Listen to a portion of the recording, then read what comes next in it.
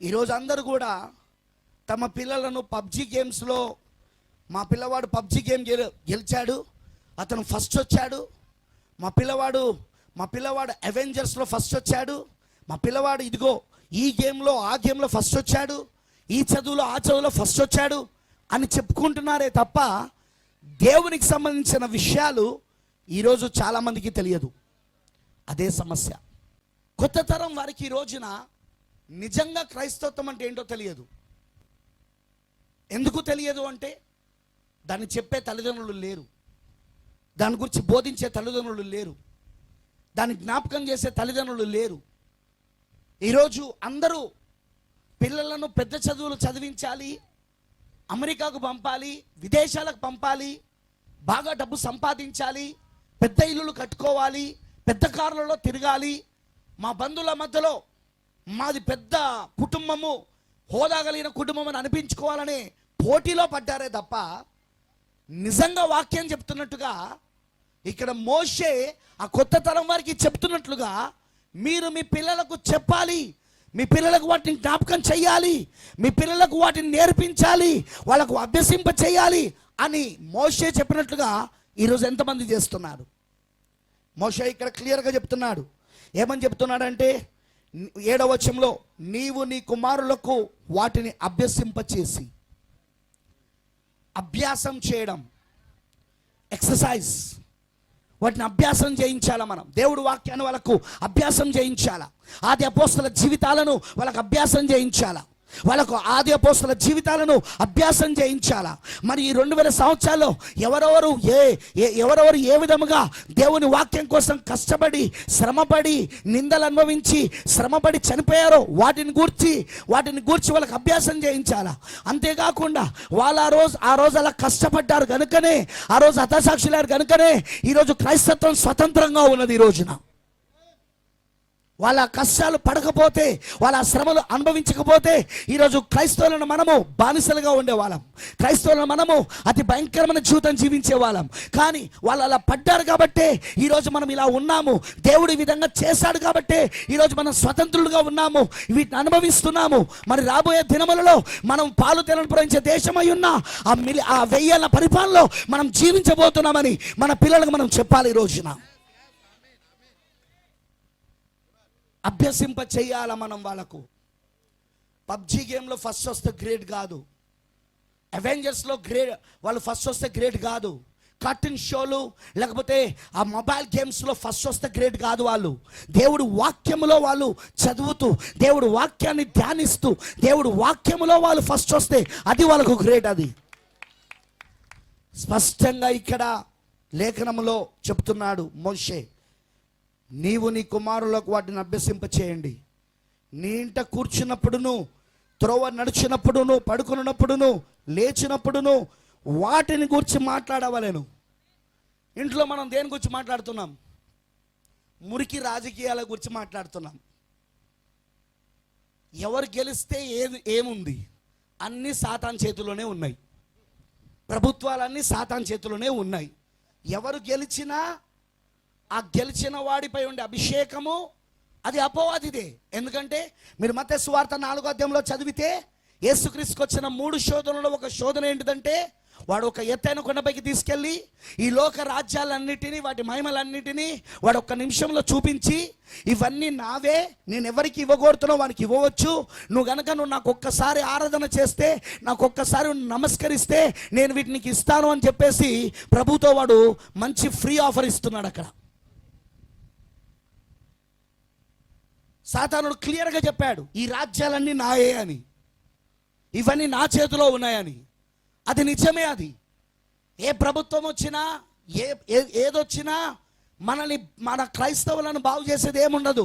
ఎందుకంటే మనం ఎదురు చూస్తున్నది ఈ ప్రపంచ ప్రభుత్వం కాదు, రాబోయే ప్రపంచంలో ఉన్న ప్రభుత్వం కోసం. మనం నమ్ముతున్నది దేవుని రాజ్య సువార్త, మనుషుల రాజ్య సువార్త కాదు, దేవుని రాజ్య సువార్త. రాబోతున్న దేవుని రాజ్య సువార్తను మనం నమ్మాలి. మనం ప్రకటిస్తున్నది దేవుని రాజ్యం యొక్క సువార్తను. కానీ ఈ రోజున మనం ఇంట్లో ఏం మాట్లాడుకుంటున్నాం? మురికి రాజకీయాలు, పనికిరాని డబ్బు గూర్చి, పనికిరాని వీళ్ళ గురించి వాళ్ళ గురించి మన పిల్లలతో మనం మాట్లాడుతున్నాం. కానీ వాళ్ళతో మాట్లాడాల్సింది ఏంటిది? అసలు దేవుడి వాక్యం. దేవుడి వాక్యం, గాడ్స్ వర్డ్. వాళ్ళతో మనం దేవుడి వాక్యం మాట్లాడాలి. వాళ్ళకి మనం దేవుడి వాక్యాన్ని గుర్తు చేయాలి. వాళ్ళకు మనం దేవుడి వాక్యాన్ని వాళ్ళ హృదయాలలో నింపాలి. ఎందుకంటే ఒక మనిషిని రక్షించగలిగేది చదువు కాదు, విద్య కాదు, జ్ఞానము కాదు, తెలివితేటలు కాదు, డబ్బు కాదు. దేవుడి వాక్యం ఒకటే రక్షిస్తుంది. Only God's word can save us. దేవుడి వాక్యం ఒకటే మనల్ని రక్షించగలదు.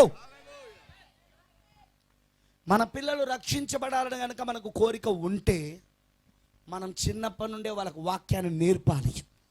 చిన్నప్పటి నుండే వాళ్ళకు వాక్యాన్ని చెప్పాలి. చిన్నప్పటి నుండే వాళ్ళ మనసులలో వాక్యముతో నింపాలి మనము. అదే ఇక్కడ మోషే ఆజ్ఞాపిస్తున్నాడు. మోషే ఏమంటున్నాడంటే, మీరు కూర్చున్నప్పుడును, ఇక్కడ ఏమంటున్నాడు చూడండి, మీరు ఇంట కూర్చున్నప్పుడును, త్రోవ నడుచున్నప్పుడును, పడుకున్నప్పుడును, లేచినప్పుడును వాటిని గురించి మాట్లాడవలెను. మనం ఎప్పుడు వాక్యం గురించి మాట్లాడాలి. We have to speak about word. మీకు విషయం తెలుసా? వాక్యము కంటే గొప్ప జ్ఞానం ఈ ప్రపంచంలో ఏది లేదని.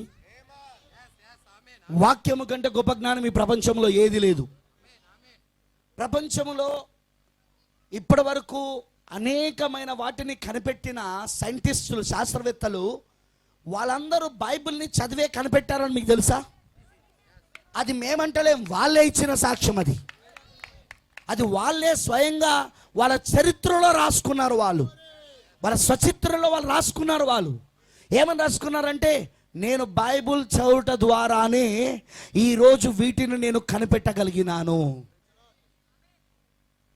మనం బైబిల్ చదవడం ద్వారానే. నిజమది. పిల్లలకు మనము దేవుడి వాక్యాన్ని ఎంత నేర్పిస్తే అంత ఎక్కువగా వాళ్ళు జ్ఞానవంతులు అవుతారు. వాళ్ళు ఒక ప్రయోజకులుగా తయారవుతారు. ఒక మంచి బిడ్డలుగా తయారవుతారు. దేవుని పిల్లలుగా తయారవుతారు. తల్లిదండ్రులకు విధేయులైన పిల్లలుగా తయారవుతారు. ఇప్పుడు అన్నిటికంటే పెద్ద శాపం ఏంటో తెలుసా? 2000 సంవత్సరాల క్రితమే పౌలు గారు రాశాడు దాన్ని. 2000 years బ్యాక్, 1900 సంవత్సరాల క్రితము పౌలులో ఉన్న పరిశుద్ధాత్మ మన అంత్యకాలంలో రాబోతున్న శాపం గురించి ముందుగానే చెప్పించాడు. ఏంటిదో తెలుసా? మన అంత్యకాలంలో చివరి దినాలలో ఉన్న శాపము తల్లిదండ్రులకు అవిధేయులుగా ఉండుట. పిల్లలు తల్లిదండ్రులకు అవిధేయులుగా ఉండుట. చిన్న పిల్లోడు ఉంటాడు, తల్లి పైననే రివర్స్ అవుతాడు, తండ్రి పైననే రివర్స్ అవుతాడు. తల్లిదండ్రులు దాన్ని పట్టించుకోరు. కానీ అది శాపం అని బైబిల్ చెప్తుందో తెలుసా? ఆజ్ఞలలో ఒక ఆజ్ఞ ఏంటిదో తెలుసా? 6వ ఆజ్ఞ ఏంటో తెలుసా మీకు?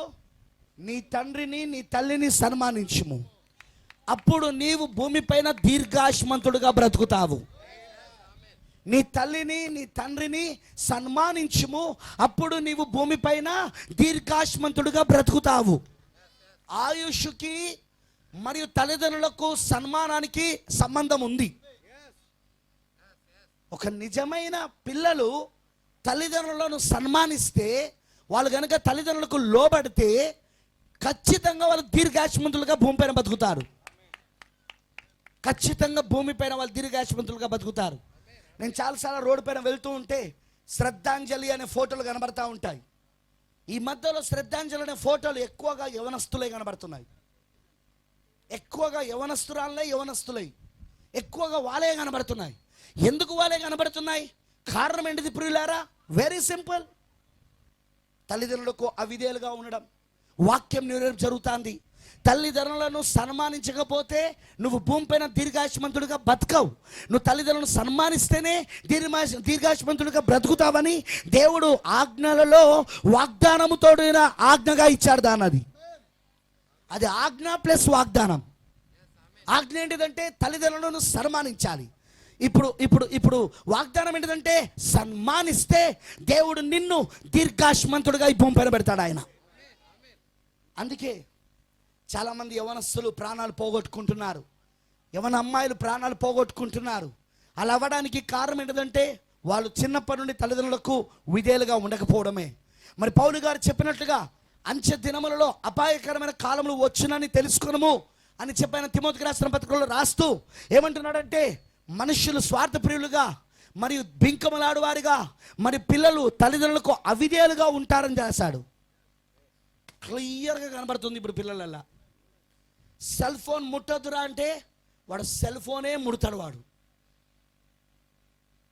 నువ్వు ఆ గేమ్ ఆడొద్దు అంటే ఆ గేమే ఆడతాడు. వాడు ఆ గేమే ఆడతారు వాళ్ళు. అంటే అర్థం ఏంటిది? ఇప్పుడు వాళ్ళు అవిధేయులుగా ఉన్నారు, పిల్లలు వింటలేరు. అదే పౌలు గారు చెప్పిన అపాయకరమైన దినాలు, అదే పౌలు గారు చెప్పిన లేఖనం ప్రకారంగా శాపం, అదే ఆజ్ఞలలో చెప్పినట్టుగా అది శాపం. తల్లిదండ్రులు ఎందుకు వాళ్ళు వింటలేరు అంటే, చిన్నప్పటి నుండి వాళ్ళకు నువ్వు వాక్యం నేర్పుతలేవు. ఇక్కడ చెప్పినట్లుగా వాళ్ళు కూర్చున్నప్పుడు, నిలబడినప్పుడు, పడుకున్నప్పుడు, నడిచినప్పుడు, ఇంట్లో ఉన్నప్పుడు, బయట ఉన్నప్పుడు వాళ్ళతో ఏం మాట్లాడమన్నాడంటే, ఇక్కడ మోషే గారు ఆ నిర్గమం ప్రవక్త వాక్యమును మాట్లాడమన్నాడు. కానీ మనం ఏం మాట్లాడుతున్నాం? వాడు హోంవర్క్ చేయకపోతే కొడతాం, కానీ బైబిల్ చదవకపోతే మాత్రం కొట్టాం. సండే స్కూల్కి వెళ్ళకపోతే కొట్టము, కానీ అదే స్కూల్కి వాడికి పైసలు ఇచ్చి మరి నెలకు 2000 3000 ఫీజులు కడుతూ స్కూల్కి వెళ్ళకపోతే మాత్రం కొడతాం. మనం దేనికి కొట్టాలో దానికి కొడతలేము, దేనికి కొట్టకూడదో దానికి కొడుతున్నాం. అది ఇప్పుడు మనం చేస్తున్న పొరపాటు, అది ఇప్పుడు మనం చేస్తున్న తప్పిదం.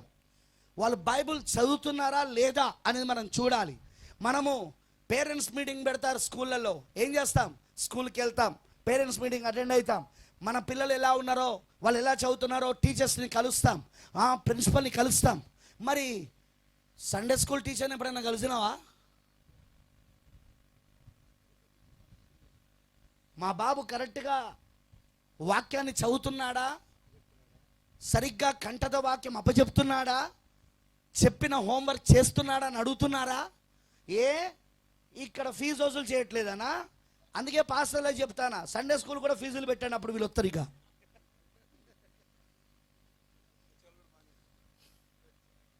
అంతేగా. ఈరోజు వాక్యం అంటే చాలామందికి నిర్లక్ష్యం అయిపోయిందండి. చాలామందికి నిర్లక్ష్యం అయిపోయింది.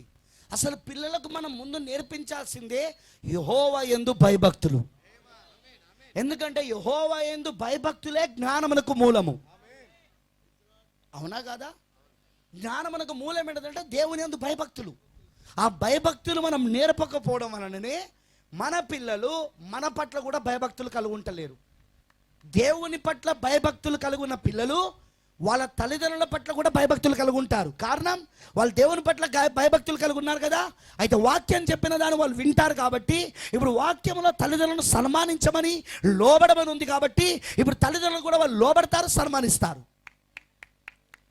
అందుకే నువ్వెప్పుడైనా గుర్తుంచుకోండి, మీ పిల్లలు దేవుడు వాక్యమును చదువుతున్నారో లేదో చూడాలి. పిల్లలను కనడము కాదు ఇక్కడ. కనడం ఒక ఎత్తు అయితే, వారిని దైవికంగా పెంచడం అదొక పెద్ద ఛాలెంజ్. ఈ రోజున క్రైస్తవ తల్లిదండ్రులకు పెద్ద సవాల్ ఏంటిదంటే దైవికంగా పెంచడం. పిల్లలను దైవికంగా వాళ్ళను పెంచాలి అంటే, ఈరోజు ఇప్పుడున్న ఈ యొక్క పోటీ ప్రపంచంలో, మిగతా పిల్లలతో పోటీ ప్రపంచంలో మన పిల్లలు వారితో పోటీ పడుతూ దైవికంగా ఉండడం అంటే చాలా కష్టమైన విషయం అది. కానీ మనం అభ్యాసం చేపిస్తే అది సులువైన విషయం. అది నువ్వు అభ్యసింప చేయాలా వాళ్ళకు.